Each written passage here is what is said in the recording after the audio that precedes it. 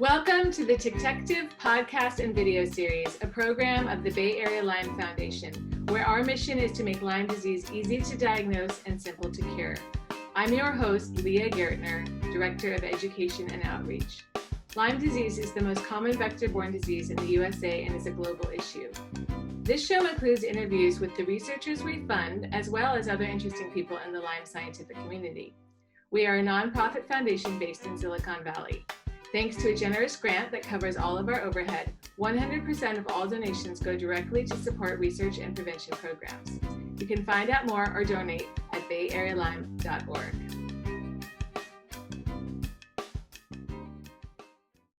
Thank you so much, Ross Douthat, for joining me on the Ticktective podcast and video series. It's a pleasure to be here. Thank you so much for having me. Ross Douthat is an American political analyst, author, and New York Times columnist. Previously, he was a senior editor of The Atlantic. He is the film critic for National Review, and he co-founded the New York Times weekly op-ed podcast, The Argument. Ross is the author of To Change the Church, Bad Religion, Privilege, The Decadent Society, How We Became the Victims of Our Own Success. He's the co-author of Grand New Party, and his most recent book, which is about his experience with Lyme disease, is called The Deep Places, a Memoir of Illness and Discovery. Ross, is there anything you want to add to that? No, that really covers it, I think. I've done other things that aren't worth mentioning.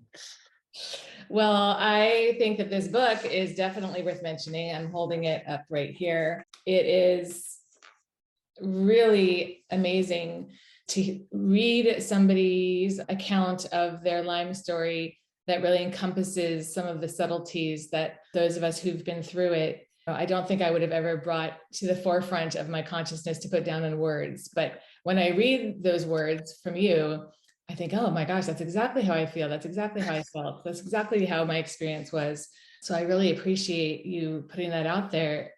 And I realized that you're an opinion columnist and you're used to sharing yourself and your opinions. But this is really personal, this book. How did you decide that you were going to be brave enough to put this out there? Well, I mean, yeah, it is a little bit different from the voice of the opinion columnist is supposed to have, this kind of Olympian authority that, of course, none of us actually have. But at the very least, we sort of pretend to have it where we're standing above American politics and culture and sort of commenting on the scene. So it's a different kind of thing to write a personal story, and especially when the personal story encompasses so much strangeness and self-doubt. And as you know well, to experience chronic illness, to experience Lyme disease is to sort of become an unreliable narrator, right? Inherently, because you yourself are sick and you're trying to analyze your own condition while suffering from it. So there's that element especially is quite different, I think, in certain ways from the week in, week out work that I do. But the other thing about being a writer is that, of course, you think everything is content. So even at the absolute worst of my illness, where I was struggling to get better and not succeeding, there was always some part of my writer's brain that had, the kind of horrible thought, well, someday this will make really good content. Right? That part of your mind is always there. So I always sort of, even at my sickest, imagined or sort of assumed that at some point I would write about it. And the question was more sort of when and how. And I felt like I had to not get completely better, but at least get a lot better before I really wrote about it, because you had to have, some kind of distance from the rawness of the experience, and also some kind of credibility, because it's such a contested condition, to be able to say persuasively, not just I suffered from this, it's real, but also there are paths to getting better. It's not just sort of a trap that you are permanently stuck in. So it's been it's been a little more than 7 years now since I got sick, and I probably started working on this, in about year 5, and I would not have been able to write it. It would have been very unwise to write it in year 2, which was basically the bottom, the absolute pit. In your book, you talk about how it's important to try to find some meaning, some purpose. And I guess writing this book was, like you said, you kind of tried to make something of your illness. And do you find yourself feeling like you've become an advocate for Lyme disease patients? To some extent, I wouldn't want to overstate it in the sense that I'm not like testifying, or I haven't been asked to testify before state legislatures, or I don't have any specific medical expertise beyond the experience and the knowledge I sort of acquired through the experience. But I do have a platform, and so to the extent, I published some excerpts from the book as essays for the Times. I've written about it a bit subsequently, and I think to that extent, yeah, there's a role in which I think I can. I'm not even sure advocate for is exactly the right word, but what I'm trying to do is sort of, to people sort of outside this world who have not experienced chronic illness, who are pretty skeptical of things like chronic Lyme disease, I'm trying to make a persuasive argument to them, which is what I do. And there is sort of a clear overlap with what I do most of the time. I'm a professional arguer. I'm trying to persuade people. So here I'm trying to persuade people that chronic Lyme disease is, an entirely real condition. But then for people who are sick, especially people, and since the book came out, I've had a lot of sort of more personal exchanges and conversations and attempts to give advice to people who are back further in the darkness where I was not so long ago. I'm trying to offer encouragement and hope. That, again, is another reason why you want to write something like this after you've made progress, because you want to not just provide solidarity to people going through this kind of experience, but also provide some personal evidence that things can, in fact, get better, which is something that can be very hard to believe at the lowest points. And have you found, like, other people who've come out with their stories, that they're swamped by people who are not able to get answers anywhere else and are just desperate and coming after anyone who could possibly steer them in the direction of health?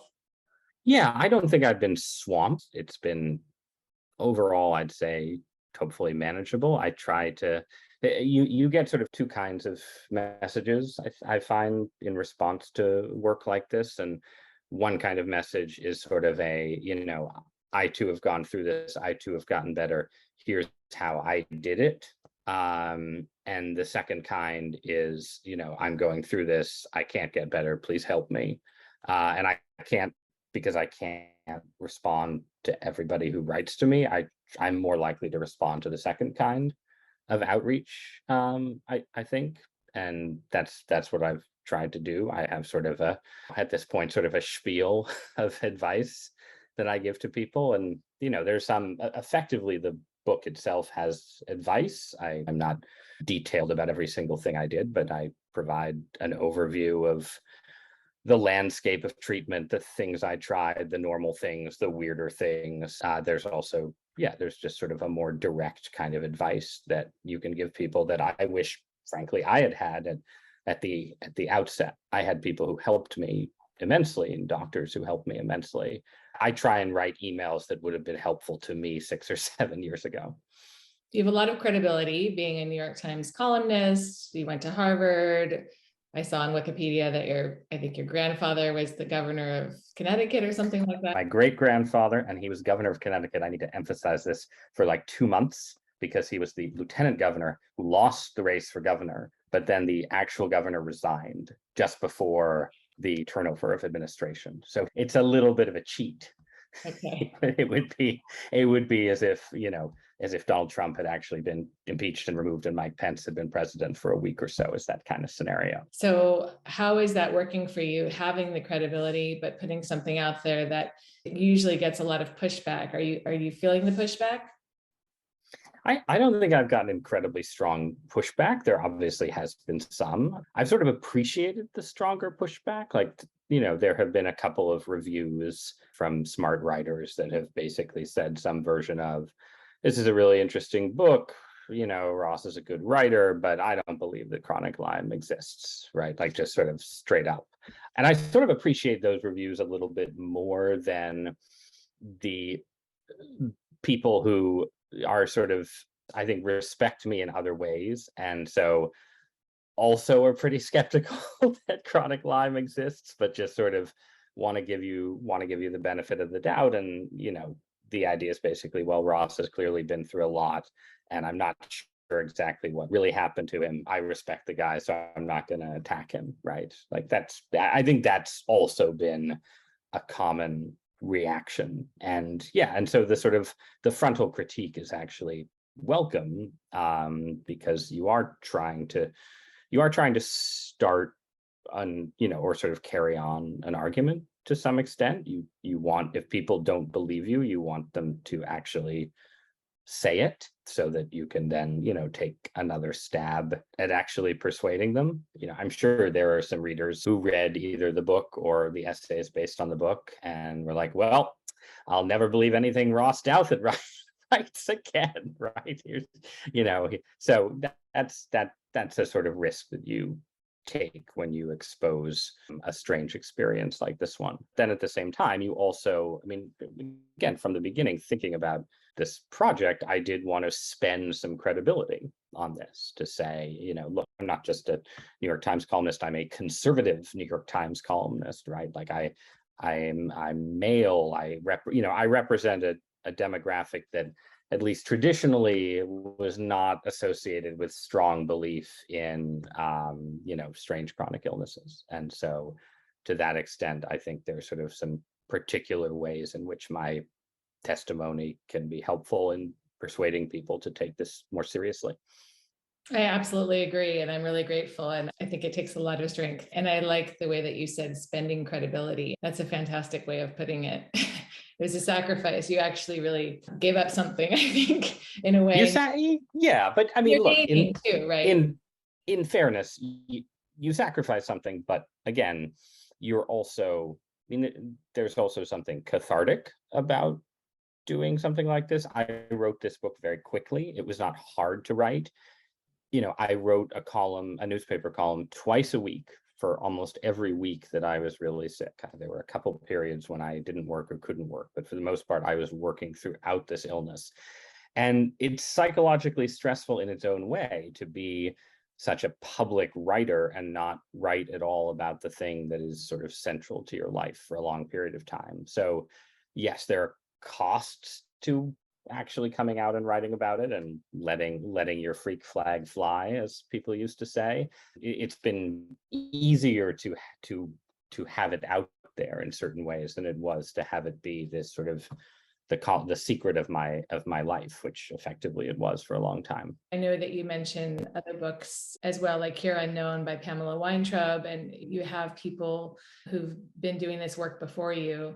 But I appreciate that your book tries to pull together sort of a narrative of what's happened in the Lyme disease landscape and why after half a century do we not have good diagnostics and therapeutics, and what is the resistance to persistence? Part of what I try and do in the book is sort of extend a certain degree of sympathy to people who are skeptical about persistence and chronic Lyme, right? And sort of try and see the world as it looks to people who haven't had these kind of experiences. I talk about this a bit in the story, but one of the strangest things about the whole experience, right, is that if you have Lyme in Connecticut, as I did, right, you're in sort of ground zero for the whole epidemic, and there's tons and tons of people who sort of quietly, semi-secretly struggle with chronic Lyme.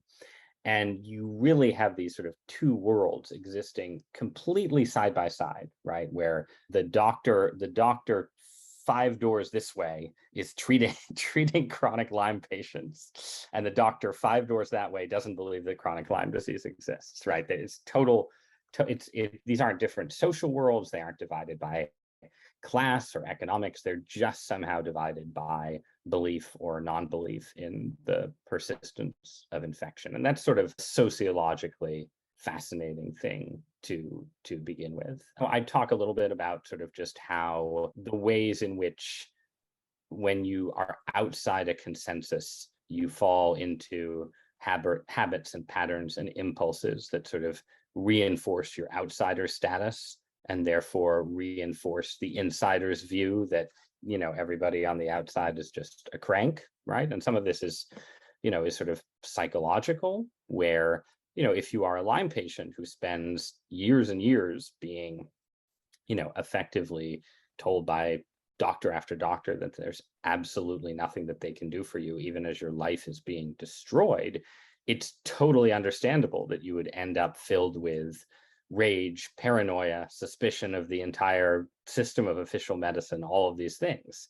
But then that in turn creates these feedback loops where you become angry and paranoid, and then you manifest your paranoia and your anger, and people sort of insiders say, look, we were right all along. People who think they have chronic Lyme are just paranoid and angry, right? So there's those kind of sort of psychological and social feedback loops that get set up. Or again, if you're outside the consensus, if you're sort of experimenting on the fringe, you're going to end up experimenting, certainly as I did, with more things than just extra antibiotics, right? Like, people who have chronic illness are much more likely to try all kinds of holistic medicine, all kinds of unorthodox cures, and to embrace a lot of unorthodox beliefs, or to be treated by people who have embraced unorthodox beliefs. And this makes perfect sense, right? But it also, again, reinforces the insider sense that all these crazy things go together. And believing in chronic Lyme is the same thing as believing in chemtrails, is the same thing as, believing in whatever quack you might imagine. So those are sort of a couple examples of trying to understand it. But I also think that in certain ways, a big part of it is that the chronic Lyme community, I think, has a very persuasive and compelling diagnostic account of what is going on. We have, I think at this point, very solid evidence for the persistence of infection, the persistence of Lyme disease and other co-infections after antibiotic treatment. All of that seems to me very solid, and like it should be persuasive to someone looking at it from a neutral perspective. But there isn't any kind of simplicity or clarity in the kind of cure that is on offer, right? Like you obviously have things that people do. You have sort of long-term antibiotics, combinations of antibiotics, pulsing antibiotics, all of these things. But in my case, it took 18 months of experimenting with different antibiotic combinations to even start to make progress, right? And I'm an outlier. A lot of people who have chronic symptoms get better faster, or they go into remission faster, and then things come back. But still, lots and lots of people do this kind of, trying one treatment, trying another treatment, and so on. That's just sort of a necessary part of the process right now. But that's hard to carry into official science, official medicine as it exists right now, to say, well, we don't actually have something that you can test in a double-blind placebo-controlled trial because every patient is different, and some people need 6 months on 2 antibiotics, and some people need 18 months on 5 different things. I think that's a big practical hurdle, that if there was a simpler cure, it would be easier to persuade people of the diagnosis. And if there was a simple diagnostic that worked for everybody and was timely. Well, right, that too. As a journalist, when you've been doing your research, do you feel like there are more hurdles beyond what you just said? The Bay Area Lyme Foundation has funded studies that have shown persistence after antibiotic treatment. So that science is there, as you said. So to those who are looking at the science, the evidence is there, but it's still not really being adopted by the medical community, as well as the fact that there are tick-borne diseases all over the United States. We at the Bay Area Lyme Foundation get calls about people who have a tick bite, and they even have an erythema migrans rash, and they have symptoms, and their doctor here in California is saying, well, it has to be something else because there are no tick-borne diseases here in California, which is absolutely wrong. And you can look at the public health website and even the CDC website and learn that that's not accurate. But what do you think the barriers to information and awareness around the actual science is, just in terms of the prevalence of tick-borne disease is not even talking about how to get people well and the, the lack of good diagnostics, but just the fact that these diseases exist, and we do know that there is persistence. Like, what are the barriers in your journalistic experience? Some of it is generational, right? Like, I have at least some optimism, right? That you have, I mean, this is how the old line, right, is that the morbid line is that scientific progress sometimes proceeds one funeral at a time. And so you do have a lot of older doctors and specialists who are sort of committed to, I think, a view of tick-borne illness that has been overtaken by research, but who are not themselves going to change their minds, because people don't often change their minds in that way.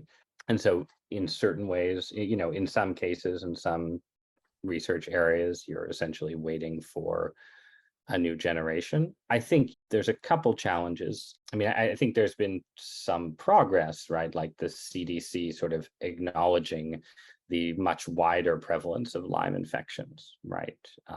Using different reporting systems to basically say, oh, actually, it's not 30,000 cases a year, it's 500,000 cases a year, right? Like there is sort of, I think, some progress in that dimension. The other thing, right, is that the way our medical system works, the way we do medical training, it makes doctors not want to deal with the kind of complexity that is sort of required to deal with these kind of infections, right? I mean, part of it is that doctors generally specialize, and Lyme disease is it's a multi-system, full body illness. And so, when you're trying to figure out what's wrong with you, you go to a gastroenterologist and tell them your stomach symptoms, and you go to a neurologist and tell them about your neuropathies. You go to a cardiologist and talk about your chest pain, but the system is not well set up to put all of those things together. The other thing is just, the idea that you need sort of patient experimentation, meaning patient not as in like patient as in like taking your time, right? As a sort of medical response. And doctors are harried and overworked like all of us. They see, I saw a lot of doctors where you'd see them for 20 minutes and they weren't volunteering to go with you on a 6-month to 5-year journey through treatment, right? So in part, I think you should want to get to a world where your average internist knows that Lyme is prevalent, that you can have Lyme without getting, these exact checklists of symptoms, that the blood tests aren't very good. That's a knowledge problem. Beyond that, you need a larger population of doctors who are basically just who specialize in chronic illness. And obviously there are more than there used to be, but you just need more, period, so your harried internist can say, okay, I think you might have Lyme disease. Let me refer you to this practice, this clinic over here that really will be ready to go for 6 months or several years with you. And by the way, ideally would take insurance, which is another piece of the puzzle. Yes, it is. Yes, it is. My husband, he's been interviewed on this podcast. He's a functional medicine doctor and does this work, and the insurance doesn't pay. So it makes it a lot more complicated, but he gets to spend an hour or an hour and a half with patients. And it's what you got to do when people come in with boxes and boxes of their patient records. It's not what most doctors are trained to deal with. That sort of takes me into the world of long COVID, which I know you also have experience with. And many of us have been sort of making the connection between long COVID and long Lyme for a while now. And you have a really, really interesting quote in your book speaking about the political side. And from the beginning of the pandemic to its still unfinished end, there were weirdos on the internet who were more reliable guides to what was happening, what was possible, and what should actually be done than Anthony Fauci or any official information source. And I was following those weirdos as well. I was wearing my mask for my flight to New York in February of 2020. And those weirdos are actually MDs, PhDs from sometimes very credible institutions, and sometimes people who are advocates and don't have those credentials. But I think that the COVID pandemic has really illuminated a lot of what Lyme patients and tick-borne disease patients have been dealing with.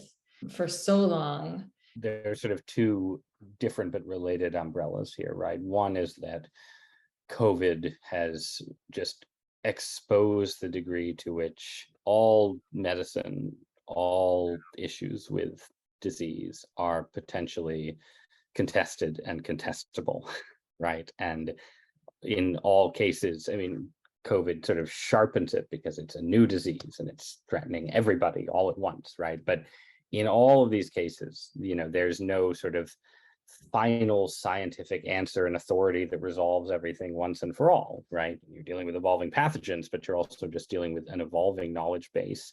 You're dealing with the realities that all debates about treatment are filtered through human institutions, sort of bureaucracies, systems, the CDC, the National Institute for Health. I mean, we had sort of a object lesson early on, and not only early on, in how those kind of institutions can fall down on the job. So in that sense, the fact that, you had, I mean, there were a lot of people who looked at the whole COVID era and said, I can't believe we have this deadly disease. And yet, we're just constantly mired in controversy, right, about it. But, if you've experienced chronic Lyme disease, you're like, yeah, yes, this is what happens with a fundamentally uncertain situation. You have constant contestation and argument and different people presenting different data sources, and you as a patient, as a potential victim, have to navigate your way through it, looking for authorities, looking for serious people to guide you,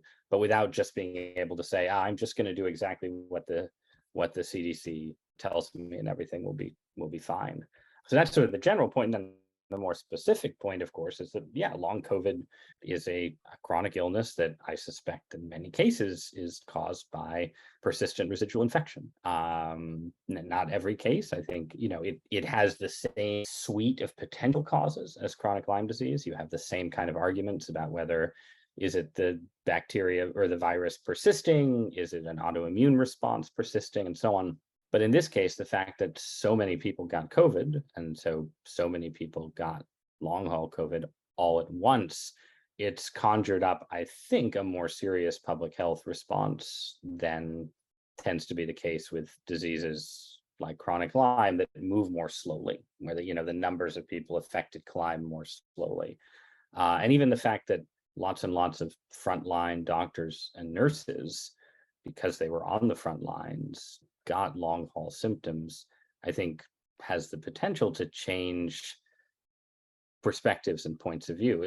Because certainly, in the world of chronic Lyme, definitely in my experience, the doctors who are most likely to treat it and take it seriously are people who have had some kind of personal encounter with it, whether on their own or through a family member. And the people who are least likely to take it seriously are the people who got bitten by a tick, took 2 weeks of doxy and were fine, and assume everyone else is going to be fine too. So that kind of personal medical experience matters. Do you have a sense of how our experience with long COVID is going to affect or impact the chronic Lyme, long Lyme, persistent Lyme situation? It raises, I think, a fundamental awareness. And we were talking before about, like, what does it take to get doctors to sort of be more open to these things? I think one thing it takes is for medicine to recognize and accept persistence as a general problem, right? That, you see this with, there's new research on MS and the link between MS and Epstein-Barr, right? Like all over the place, I think you see a sort of slow building evidence for viral and bacterial persistence as a key to a lot of different illnesses. And so to the extent that people see that with long COVID and recognize it, I think they'll be more likely to see it and recognize it with chronic Lyme. That's I think the most optimistic case. And then there may be just more research dollars available for chronic condition research writ large. It doesn't mean, though, that you don't, you can just sort of fall into the same patterns. There are lots of smart people who look at long COVID stories and think, well, this is psychosomatic. Everyone's caught up in the panic over the pandemic. And, these are people who people who have sort of convinced themselves that they're sick because of, the sort of mass hysteria and so on. So it's not as if that perspective goes away, and you have some of the same issues diagnosing and testing for long COVID that you have for other chronic infections, where people will say, oh, these patients don't show inflammatory markers, so it must be psychosomatic. So all of those debates will continue to percolate. I think the scale and speed of long COVID infection, I think it's harder to be in total disbelief about it than it has been with Lyme, chronic fatigue, and other things of that nature.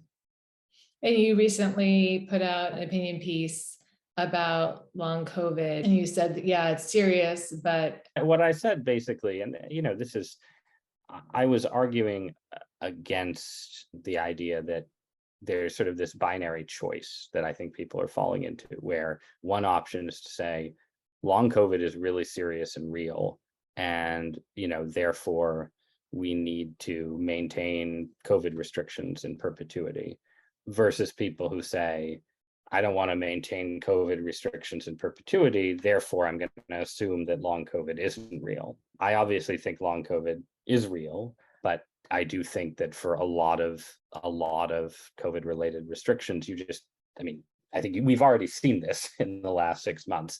They aren't really sustainable over beyond an emergency situation. And so, everyone has to make their own decisions. People want to wear masks on airlines and sort of take personal precautions. I have no problem with that. But I think people also need to recognize that I got chronic Lyme disease. It's taken me a long time to get better.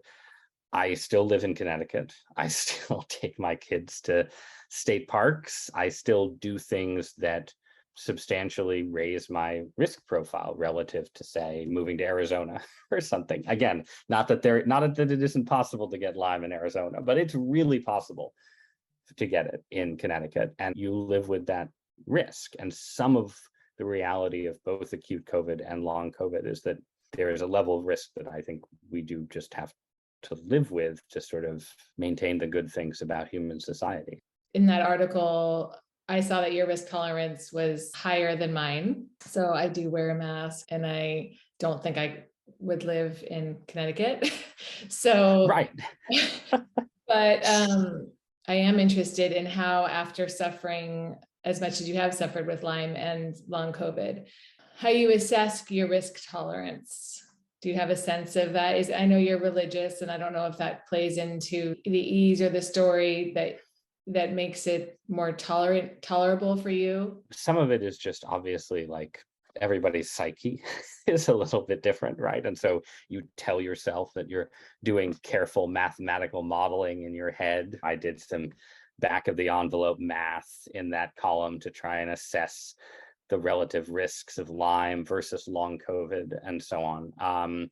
But you can do all the math you want. To some extent, it is temperamental, right? And it's sort of, what we live surrounded by risks. We're more aware of some of them than others. It's reasonable to act to some extent in response to the ones that you're more aware of, but how you act is going to be conditioned on just sort of, what makes you feel happy and comfortable in life day to day, right? And so I have a sort of comfort zone where I feel like I'm very aware of Lyme. I am very aware of what you do if you have a tick on you and things like that, right? So we do a sort of, a basic take care level with our kids. If one of them gets a tick in any way, you get prophylactic antibiotics, you check yourselves for ticks after you go outside, all of these kind of things. It's possible that we're still being reckless the other thing is we did move, right? So the story of my infection is also a story of sort of real estate disaster, where we bought this house, this farmhouse in the country, and we're planning to live amid fields and stone walls and all these things. And we sold that place for, a substantial loss.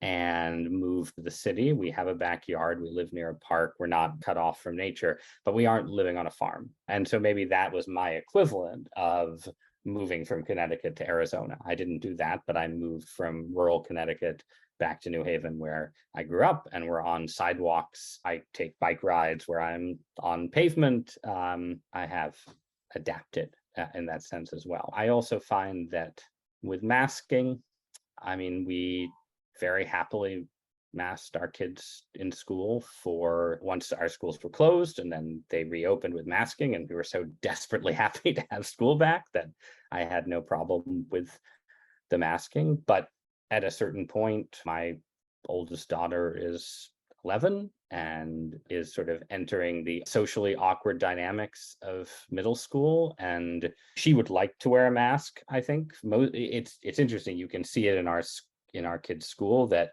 when they remove the mask requirements, the little kids sort of tore them off, but the 11-year-old sort of wanted to keep them on.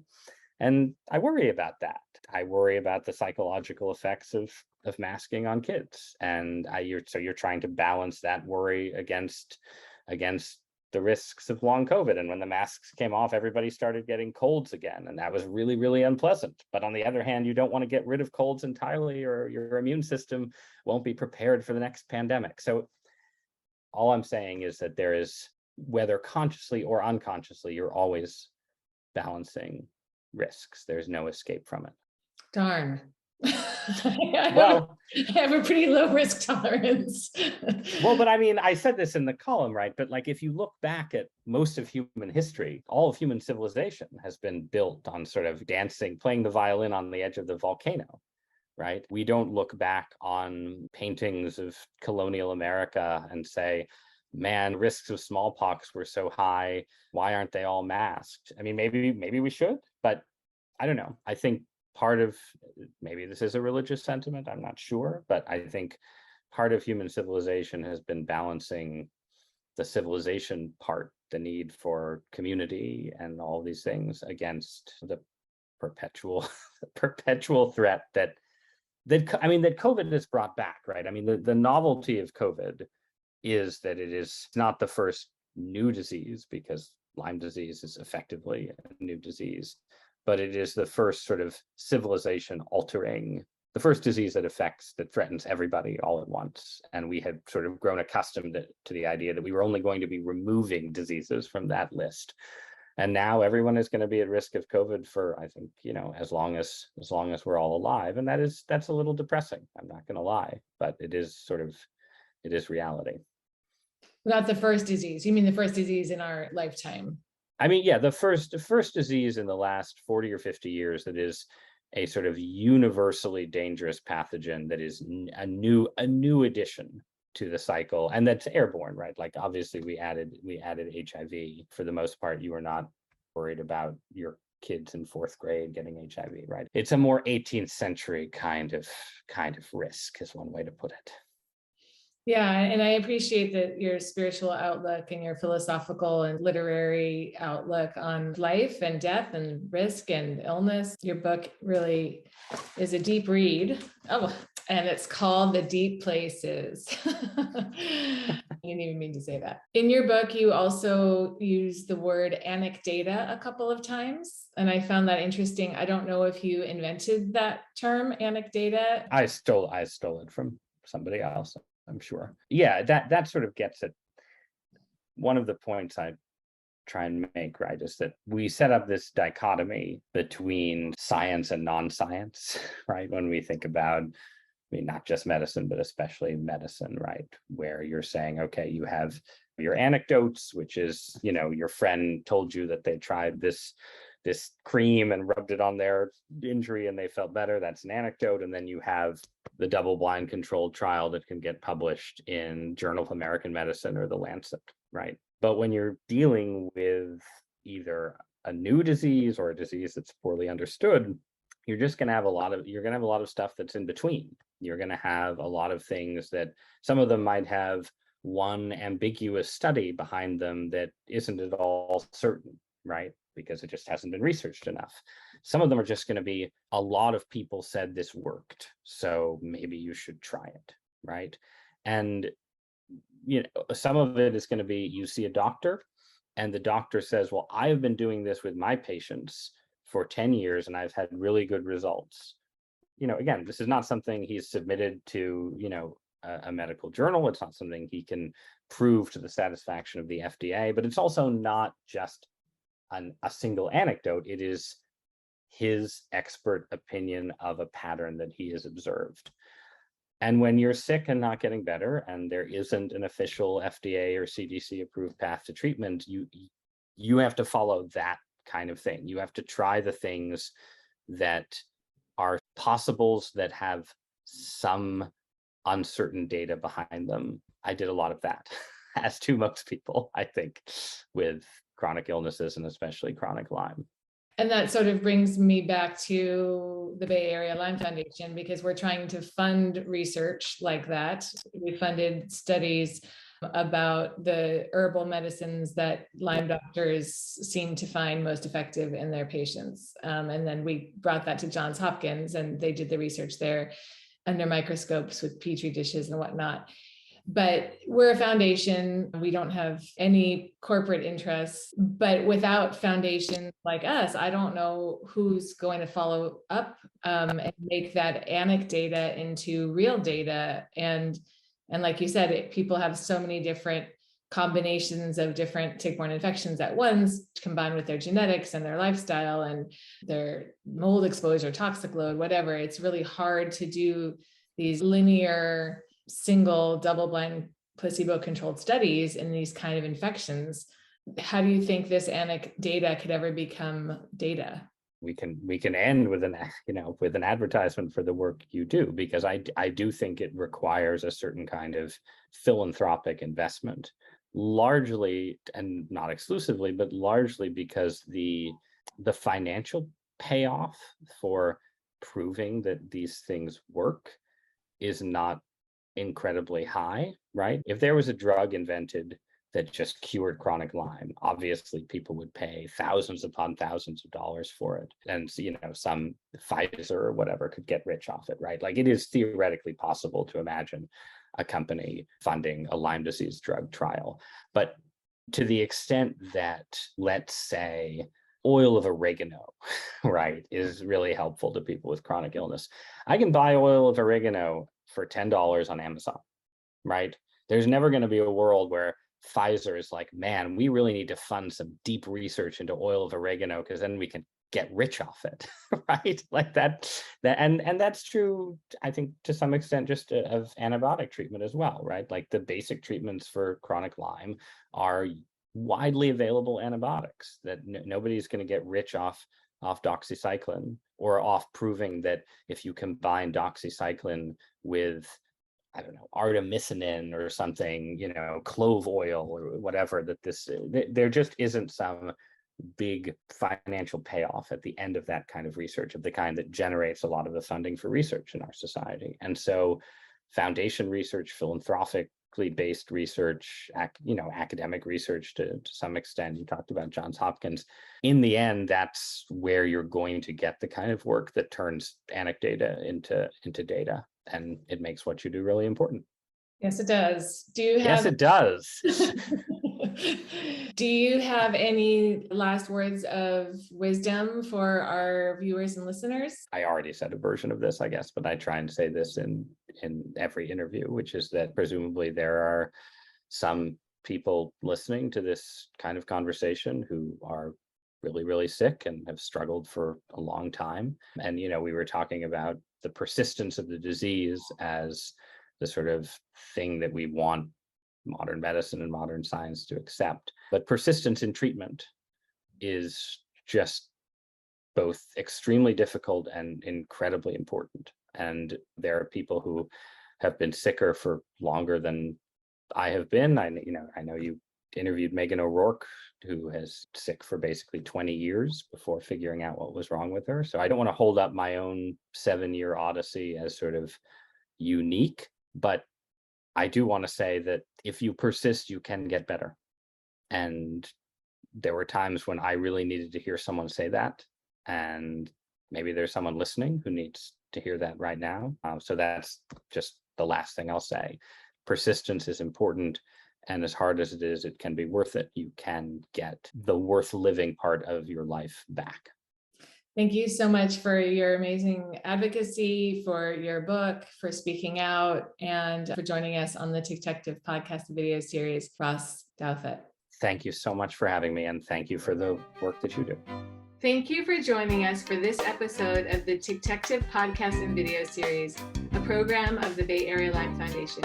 You can find out more or donate at bayarealyme.org.